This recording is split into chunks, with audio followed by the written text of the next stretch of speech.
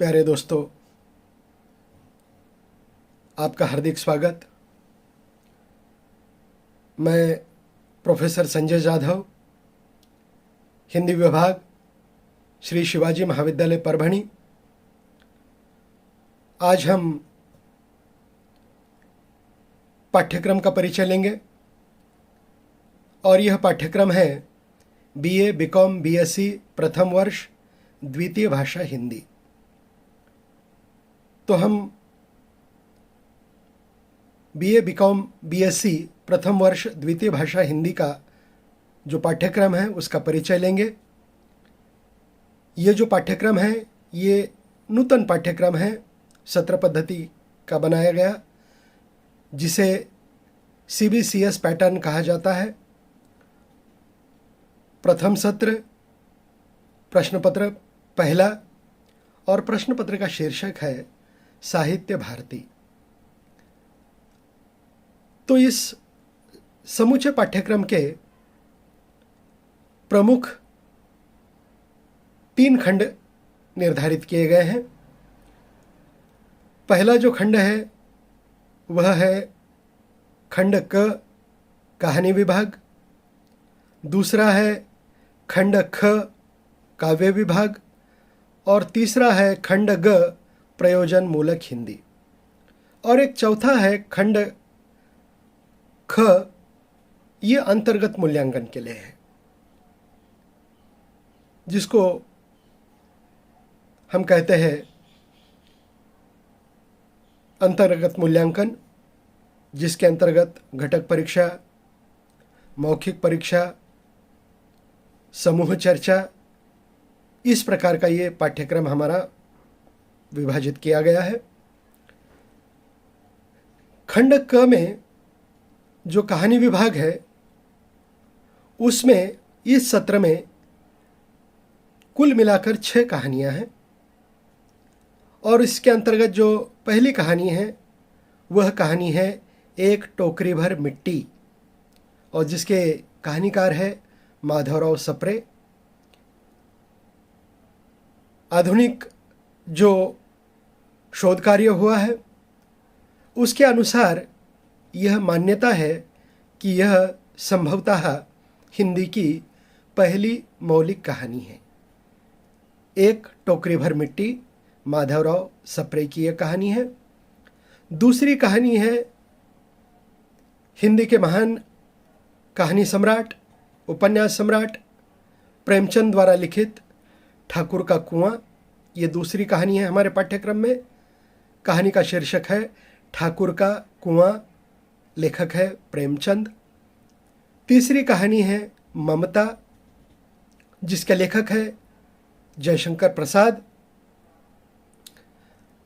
पाठ्यक्रम की जो चौथी कहानी है वो चौथी कहानी है गुल की बन्नो, जिसके लेखक है धर्मवीर भारती। पांचवी कहानी है 2.5 बीघा जमीन, 2.5 बीघा जमीन, मृदुला सिन्हा ये कहानीकार है। इस कहानी की बहुत ही महत्वपूर्ण कहानी है, आधुनिक कहानियों में एक श्रेष्ठ कहानी मानी जाती है। छठी कहानी है सिक्का बदल गया, कृष्णा सोबती की यह कहानी है। यह भी कहानी बहुत महत्वपूर्ण है। ऐसे कुल मिलाकर हमारे पाठ्यक्रम में 6 कहानियों का समावेश है। खंड ख में, जिसे काव्य विभाग कहा जाता है, उसमें भी 6 कविताएं हैं। जो पहली कविताएं हैं, उस पहली कविता का शीर्षक है बांधो न नाव इस ठाव बंधु। हिंदी के श्रेष्ठ कवि सूर्यकांत त्रिपाठी निराला की यह रचना है, जिसका हमें अध्ययन करना है। उसके बाद दूसरी कविता है सखी वे मुझसे कहकर जाते। मैथिली शरण गुप्त की ये अत्यंत महत्वपूर्ण कविता है, इसका भी हमें इस सत्र में अध्ययन करना है। तीसरी कविता है हिंदी की महान कवयित्री सुभद्रा कुमारी चौहान की यह रचना है, वीरों का कैसा हो बसंत। अत्यंत महत्वपूर्ण रचना है। इस कविता का भी हमें अध्ययन करना है। चौथी कविता है हरी घास पर क्षण भर। हरी घास पर क्षण भर अज्ञेय की रचना है। अज्ञेय सच्चिदानंद हीरानंद वात्सायन इनका साहित्यिक नाम है, उपनाम है अज्ञेय। तो इनकी हमें रचना का अध्ययन करना है। अगली रचना है प्याला। हरिवंश राय बच्चन जी की यह रचना है प्याला, जिसका हमें अध्ययन करना है इस सत्र में। अगली रचना है गीत नया गाता हूँ। हमारे पूर्व प्रधानमंत्री अटल बिहारी वाजपेयी जी की यह रचना है, गीत नया गाता हूँ। बहुत ही आशयपूर्ण, भावपूर्ण यह कविता है। इस कविता का भी हमें अध्ययन इस सत्र में करना है। उसके बाद हम देखते हैं कि जो खंड ग है उसमें प्रयोजन मूलक हिंदी है। ऊपरी जो 2 खंड है उसमें साहित्यिक हिंदी का हमें अध्ययन करना है, अर्थात कहानियाँ हैं और कविताएं हैं, विशुद्ध साहित्य का हमें अध्ययन करना है। लेकिन इस खंड ग में प्रयोजन मूलक हिंदी, प्रयोजन मूलक अर्थ क्या है? व्यवहार में जिस हिंदी का उपयोग किया जाता है किसी विशिष्ट प्रयोजन के लिए, तो उस हिंदी का हमें अध्ययन करना है। और उसके अंतर्गत हमें उसका एक छोटा सा हिस्सा है वृत्तांत लेखन। वृत्तांत लेखन, कोई कार्यक्रम है, संपन्न हुआ है, उसका इतिवृत्त लिखना, वृत्तांत लिखना, आरंभ से लेकर अंत तक वह कार्यक्रम किस क्रम से हुआ, कौन कौन मान्यवर वहाँ पर उपस्थित थे, अतिथिगण कौन थे, कार्यक्रम किस प्रकार हुआ। तो इसका जो हमें इतिवृत्त है, वृत्तांत है, उसको लिखना है। और इसका प्रारूप कैसा होता है, वृत्तांत लेखन का जो ढांचा, प्रारूप, संरचना, उसका हमें अध्ययन करना है और उसका एक आध उदाहरण भी हमें लेना है। तो इस प्रकार व्यवहारिक हिंदी का भी अंतर्भाव हमारे इस पाठ्यक्रम में किया गया है। कुल मिलाकर बहुत ही संतुलित इस प्रकार का हमारे द्वितीय भाषा का पाठ्यक्रम है कि आपकी रुचि साहित्य में भी निर्माण होनी चाहिए, कहानी का आशय भी आपको समझना चाहिए, और जो कविताएं हैं, आधुनिक कविताएं हैं, बहुत महत्वपूर्ण कविताएं हैं। सारे के सारे कवि, निराला हो, गुप्त हो, मैथिली शरण गुप्त हो, सुभद्रा कुमारी चौहान हो, अज्ञेय जी हो, बच्चन जी हो, अटल बिहारी वाजपेयी जी हो, ये बहुत ही, जिसको आप कह सकते हैं कि हिंदी साहित्य के महान इस प्रकार के ये रचनाकार है, कवि हैं, हस्ताक्षर हैं। उनकी रचनाओं का परिचय हमारे पाठ्यक्रम के द्वारा आपको मिलने वाला है।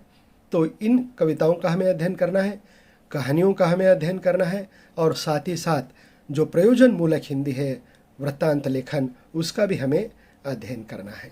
तो कुल मिलाकर इस प्रकार का जो पाठ्यक्रम है वह हमारे पाठ्यक्रम में निर्धारित किया गया है पहले सत्र में, जिसको आप सेमेस्टर पहला कहते हैं। तो इस सेमेस्टर पहले में ये सारी चीज़ें हमें पढ़नी है। उसके बाद जो खंड ख है, जो 25 अंकों के लिए है, ऊपर जो दिया गया पाठ्यक्रम है वो 50 अंकों के लिए है, और खंड ख अर्थात अंतर्गत मूल्यांकन है, वह 25 अंकों का है, जिसके अंतर्गत कक्षा परीक्षा है, जिसको आप यूनिट टेस्ट भी कह सकते हैं, क्लास टेस्ट भी कह सकते हैं। तो कक्षा परीक्षा है, और उसके बाद दूसरा उसमें अंतर्भाव है स्वाध्याय का। तो 2 चीज़ें हैं कि स्वाध्याय है और उसके बाद कक्षा परीक्षा है। कुल मिलाकर इसको 25 अंक है। तो सामान्य रूप से हमने ये जो पाठ्यक्रम है उसका परिचय हमने ले लिया है। ये जो पाठ्यक्रम है ये हमें निश्चित रूप से विस्तार पूर्वक हम रचनाओं का हम अध्ययन करेंगे, कहानियों का हम अध्ययन करेंगे, कविताओं का हम अध्ययन करेंगे। और जैसे ही पाठ्यक्रम हो जाएगा और महाविद्यालय की तरफ से हमें सूचना मिलती है, समय सारणी होती है, टाइम टेबल होता है घटक परीक्षाओं का, तो उस दौरान ये घटक परीक्षाएं भी होती है। घटक परीक्षाओं में उपस्थित रहना, घटक परीक्षा देना बहुत अनिवार्य होता है। अगर आप घटक परीक्षाएं नहीं देते हैं तो अंतर्गत मूल्यांकन के अंक आपको नहीं दिए जा सकते। तो ये बहुत ज़रूरी है कि आपको नियमित रूप से तासिकाओं में उपस्थित रहना है और साथ ही साथ आपको अंतर्गत मूल्यांकन के जो समय समय पर जो आपको दिए जाते हैं उसको भी आपको उपस्थित रहना है और अंतर्गत मूल्यांकन का कार्य भी आपसे हम करवा के लेंगे। तो इस प्रकार का कुल मिलाकर हमारे जो पाठ्यक्रम है ये पाठ्यक्रम इस प्रकार का है। तो चलते चलते हम ये जो प्रश्न पत्र का जो स्वरूप होता है वो प्रश्न पत्र का स्वरूप भी हम देखेंगे। पिछले साल जैसे कि आप जानते हैं कि कोविड के समय केवल वस्तुनिष्ठ प्रश्न पूछे जाते थे जिसको आपकी भाषा में एमसीक्यू कहा जाता है, लेकिन अभी दीर्घोत्तरी परीक्षा आपको लिखनी है और आपको लिखित रूप से यह परीक्षा देनी है, विस्तृत रूप से आपको लिखना है। हमारे पाठ्यक्रम की यदि बात करें, हमारे प्रश्न पत्र की यदि बात करें तो यह प्रश्न पत्र होता है 50 अंकों का। इस 50 अंकों में प्रश्न पहला होता है कहानी पर विकल्प के साथ दीर्घोत्तरी प्रश्न। ये 10 अंकों के लिए प्रश्न पहला पूछा जाता है। पहला प्रश्न, उसमें एक अथवा होता है, वो भी कहानी पर होता है। मतलब पहला प्रश्न 2 कहानियों पर होता है। 2 में से आपको एक ही लिखना है जो आप अच्छी तरह से समझ सकते हैं, जो प्रश्न आप अच्छी तरह से लिख सकते हैं। 2 में से आपको एक ही लिखना है, कंपलसरी नहीं है, अनिवार्य यहाँ पर नहीं है। तो आपको यहाँ पर एक स्वेच्छा दी है, ऐच्छिक दी है और दिया है, और उसमें से एक प्रश्न दूसरा भी कहानी के ऊपर है। प्रश्न दूसरा कहानी पर विकल्प के साथ दीर्घोत्तरी प्रश्न। आपके पास विकल्प है, या तो आप पहला छोड़ सकते हैं या तो दूसरा छोड़ सकते हैं। तो इस प्रकार का ये विकल्प है।